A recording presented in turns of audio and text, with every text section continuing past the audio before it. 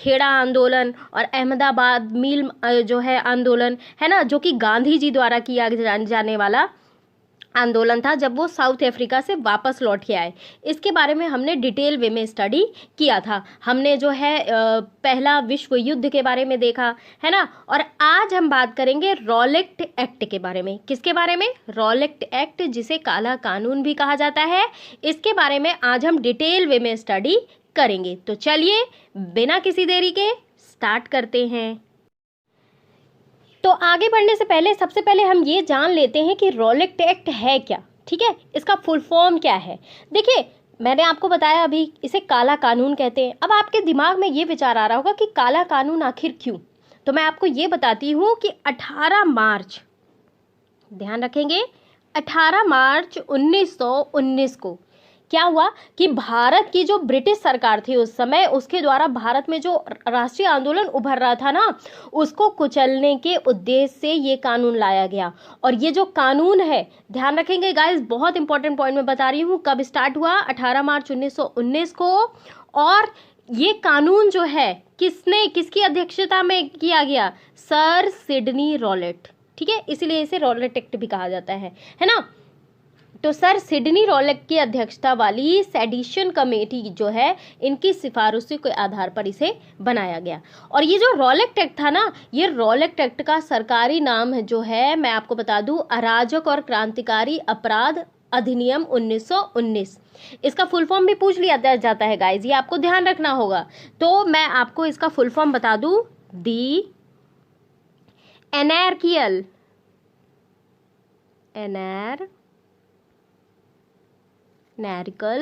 और जो है एंड रिवॉल्यूशनरी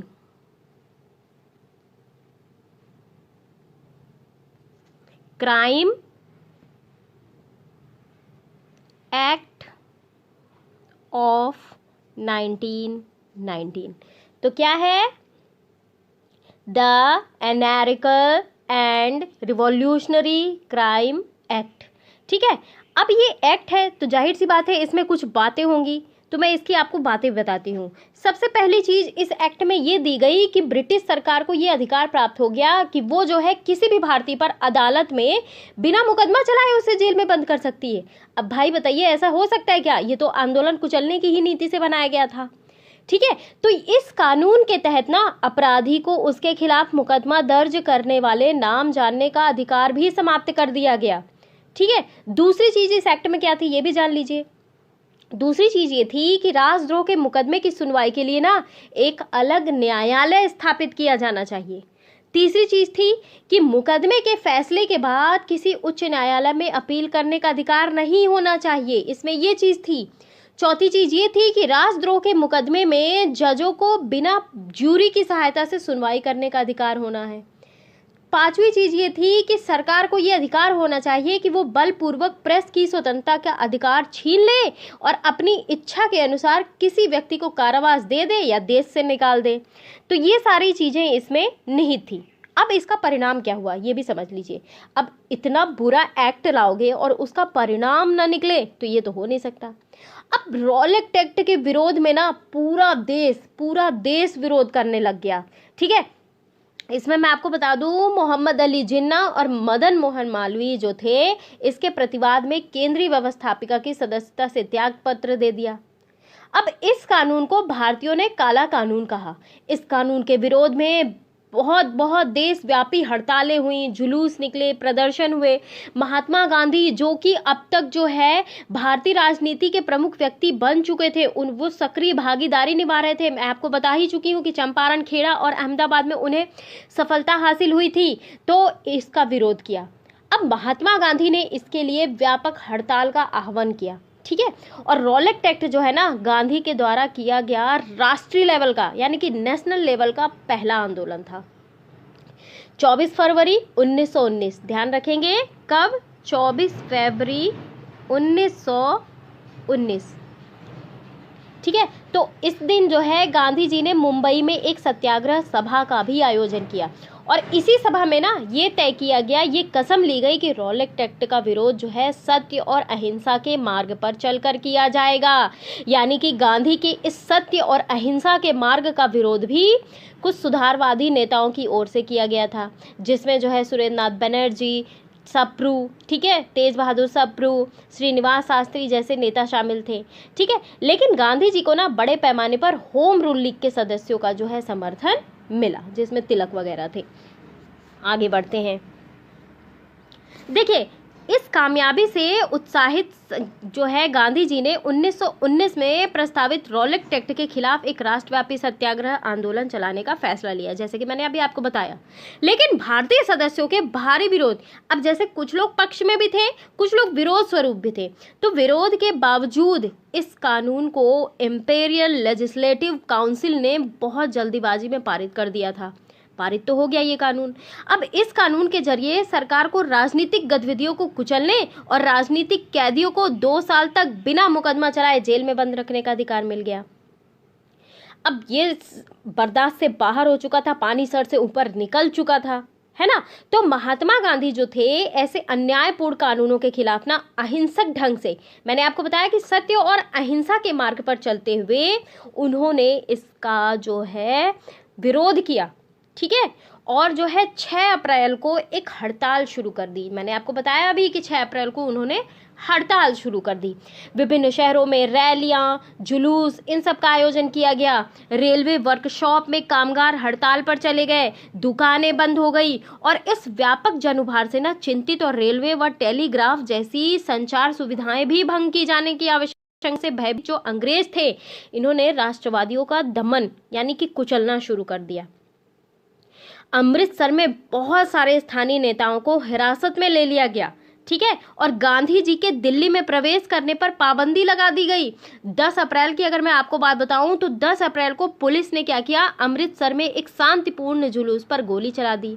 अब इसके बाद लोग बैंकों, डाक खानों, रेलवे स्टेशनों पर हमले करने लग गए। मार्शल लॉ जो है वो लागू कर दिया गया और जनरल डायर ने कमान संभाली।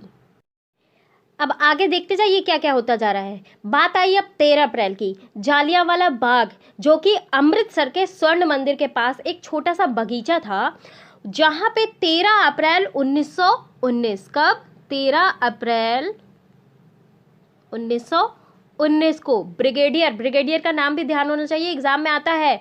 Brigadier general Reginald Edward Dyer के नेतृत्व में जो है अंग्रेजी फौज ने गोलियां चलाने लगी।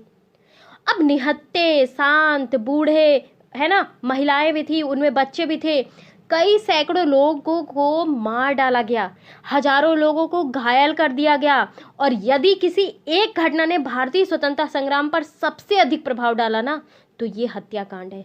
बहुत जघन्य हत्याकांड था, कहीं से निकलने की जगह नहीं थी और निहत्थे लोगों को इस प्रकार मारा गया। बैसाखी का दिन था गाइस, बैसाखी का दिन। और 13 अप्रैल 1919 को अमृतसर के जालियांवाला बाग में रॉलेट एक्ट, इसके खिलाफ जो है अंग्रेजों की दमनकारी नीतियों के खिलाफ 2 नेताओं सत्यपाल और सैफुद्दीन कुचलू, ध्यान रखेंगे, सत्यपाल और किचलू,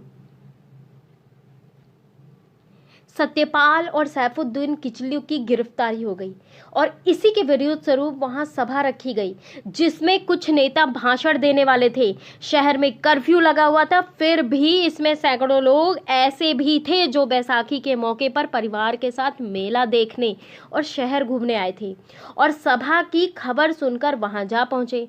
करीब 5000 लोग, ध्यान रखेंगे, 5000 लोग जालियांवाला बाग में इकट्ठा थे गाइस, है ना। और ब्रिटिश सरकार के कई अधिकारियों को ये जो है ना 1857 की क्रांति, सुने हैं ना, 1857 की क्रांति जैसा गदर, इसकी पुनरावृत्ति हुई, है ना। जब नेता जो है बाग में पड़ी रोड़ियों के ढेर में खड़े होकर भाषण दे रहे थे, तभी ब्रिगेडियर डायर जो था, ब्रिगेडियर डायर ने 90 सैनिकों को लेकर वहां पहुंच गया। अब उन सब के हाथों पे राइफलें थी, ठीक है। और जो जालियांवाला बाग में जो भाषण दे रहे थे, जो लोग थे वहां, वो निहत्थे थे, है ना। और सैनिकों ने बाग को घेर कर बिना कोई चेतावनी दिए निहत्थे लोगों को गोलियां चलानी शुरू करी। और मैं आपको बता दूं गाइस, 10 मिनट में कुल 1650 राउंड गोलियां चलाई गई गाइस। और जालियांवाला बाग ना उस समय मकानों के पीछे पड़ा एक खाली मैदान था, जहां से बाहर निकलने का मात्र एक वो भी सकरा रास्ता था, और चारों ओर मकान थे। भागने का कोई रास्ता नहीं था। कुछ लोग जान बचाने के लिए मैदान में मौजूद एकमात्र कुआं था वहां पे देखते देखते कुएं के लाशों में पलट गए। आप ये सोचो, सुनकर इतना भयावह लग रहा है, जब ये घटा होगा, जब ये घटना घटी होगी तो कितना भयावह। अब आप ये सोचो कि 484 शहीदों की सूची है डिप्टी कमिश्नर कार्यालय में अमृतसर के, जबकि जालियांवाला बाग में 388 शहीदों की सूची है। और ये हमेशा हमेशा याद किया जाएगा। इतनी दर्दनाक घटना है ये, है ना। तो ये हत्याकांड बहुत ही दर्दनाक, जब भी मैं सुनती हूँ मेरी रूह कांप जाती है। तो उस दिन अमृतसर में बहुत सारे गांव वाले सालाना बैसाखी मेले में शिरकत करने के लिए जालियांवाला बाग के मैदान में जमा हुए थे। काफ़ी लोग तो सरकार द्वारा लागू किए गए दमनकारी कानून का विरोध, जैसे कि मैंने अभी आपको बताया कि सैफुद्दीन किचलू, ठीक है, और सत्यपाल की गिरफ्तारी के विरोध स्वरूप जो है वहाँ पे भाषणबाजी भी चल रही थी, ठीक है। शहर के बाहर होने के कारण वहाँ जुटे लोगों को ये नहीं पता था कि इलाके में मार्शल लॉ लागू हो चुका है, ठीक है। और जनरल डायर जो है हथियार बंद सैनिकों के साथ वहाँ पहुंचा, और जाते ही उसने मैदान के बाहर निकलने के सारे रास्ते बंद कर दिए। एक ही तो रास्ता था, वही बंद करना था। अब इसके बाद उसके सिपाहियों ने भीड़ पर अंधाधुंध गोलियां चला दी, सैकड़ों लोग मारे गए। बाद में उसने बताया कि वह सत्याग्रहियों के जहन में दहशत और विस्मय का भाव पैदा करके एक नैतिक प्रभाव उत्पन्न करना चाहता था। भाई ऐसे भी कोई नैतिक प्रभाव उत्पन्न करता है क्या भला। और जैसे जैसे जालियांवाला बाग में की खबर जो है फैली, उत्तर भारत में बहुत सारे शहरों में लोग सड़कों पर उतरने लग गए, हड़तालें होने लगी, लोग पुलिस के मोर्चा लेने लगे, सरकारी इमारतों पर हमला करने लगे। भाई आक्रोश तो होना ही होना है, निहत्थों पे गोली चलाओगे तो आक्रोश तो फैलेगा ही देश की जनता में। सरकार ने इन कार्रवाइयों को निर्ममता से कुचलने का रास्ता अपनाया। सरकार लोगों को अपमानित और आतंकित करना चाहती थी। सत्याग्रह को जमीन पर नाक रगड़ने के लिए, सड़क पर घसीट कर चलने, सारे साहिबों को सलाम मारने के लिए मजबूर किया गया। लोगों को कोड़े मारे गए। गांवों में, ध्यान रखेंगे, गुजरावाला और जो कि पंजाब पे है, बम बरसाए गए। हिंसा फैलते देख महात्मा गांधी ने आंदोलन जो है वो वापस ले लिया। भले ही रॉलेट सत्याग्रह एक बहुत बड़ा आंदोलन था, लेकिन अभी भी वो मुख्य रूप से शहरों और कस्बों तक ही सीमित था। महात्मा गांधी जो थे ना, वो पूरे भारत में और ज्यादा जनाधार वाला आंदोलन खड़ा करना चाहते थे, लेकिन उनका मानना ये था कि हिंदू मुसलमानों को एक दूसरे के नजदीक लाए बिना ये आंदोलन जो है वो संभव नहीं है। तो उस समय जो है, मैंने आपको बताया था कि खिलाफत आंदोलन चल रहा था, तो उन्हें लगता था कि खिलाफत का मुद्दा उठाकर वे दोनों समुदायों को नज़दीक ला सकते हैं। पहले विश्व युद्ध में जो है ऑटोमन तुर्की की हार हो चुकी थी। अब इस आशय की अफवाहें फैल हुई थी कि इस्लामिक विश्व के आध्यात्मिक नेता खलीफा ऑटोमन सम्राट पर बहुत सख्त शांति संधि थोपी जाएगी। अब खलीफा के तात्कालिक शक्तियों की रक्षा के लिए मार्च 1919 में बम्बई के एक खिलाफत समिति का गठन हुआ। मैंने आपको बताया भी था पिछली वीडियो में। मोहम्मद अली और शौकत अली बंधुओं के साथ साथ कई युवा मुस्लिम नेता ने जो है इस मुद्दे पर संयुक्त जन कार्यवाही की संभावना तलाशने के लिए महात्मा गांधी जी के साथ चर्चा शुरू कर दी। अब सितंबर 1920, ध्यान रखेंगे, सितंबर 1920 में कांग्रेस के कलकत्ता अधिवेशन में महात्मा गांधी ने भी दूसरे नेताओं को इस बात पर राजी कर लिया और खिलाफत आंदोलन के समर्थन और स्वराज के लिए एक असहयोग आंदोलन शुरू किया जाना चाहिए। तो ध्यान रखेंगे, खिलाफत आंदोलन मर्ज हो गया है 1920 में और बन गया है पूरा मर्ज होके असहयोग आंदोलन। ठीक है, थोड़ा सा मैं आपको असहयोग आंदोलन के बारे में बता दूं, बाकी की चीजें हम अगले पार्ट में डिटेल में देखेंगे क्योंकि असहयोग आंदोलन बहुत बड़ा है। ठीक है, देखिए, गांधी के नेतृत्व में ये चलाया जाने वाला पहला जन आंदोलन था। इसमें जो है असहयोग की नीति बेसिकली अपनाई गई। असहयोग यानी कि हम आपका अब सहयोग नहीं करेंगे। किनका? अंग्रेजों का। आप सभी को पता है कि प्रथम विश्व युद्ध बीत चुका था, जिसके दौरान अंग्रेजों ने प्रेस पर प्रतिबंध लगा दिया और बिना जांच के, या आपको मैंने अभी बताया है कि रॉलिक एक्ट, ठीक है, कि बिना जांच किए लोगों को जो है कैद किया जाए। जालियांवाला बाग भी बहुत अच्छी तरीके से याद है।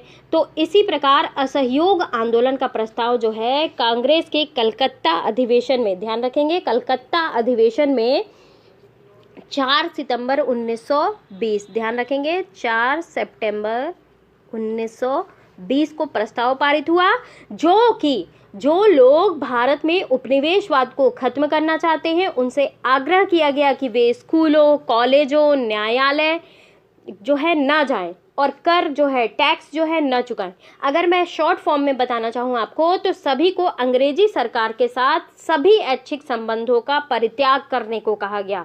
गांधी जी ने ये कहा कि यदि असहयोग का ठीक ढंग से पालन किया जाए तो भारत जो है 1 वर्ष में, 1 साल के भीतर जो है स्वराज्य को प्राप्त कर लेगा।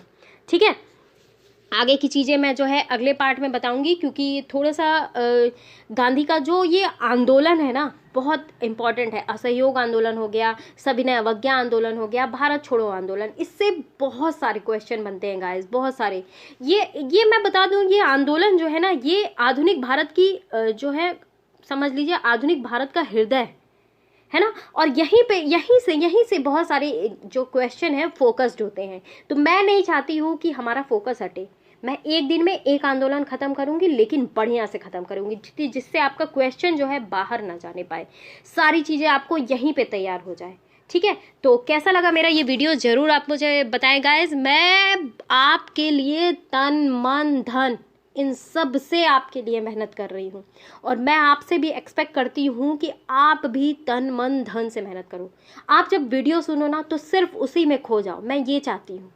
आप ऐसे खो जाओ कि आपको अगली दफ़ा पढ़ने की ज़रूरत ना हो, आपको पूरी चीज़ें कहानी की तरह याद हो, कहानी के फॉर्म में याद हो जाए, है ना। और पढ़िए गाइस, यही समय है।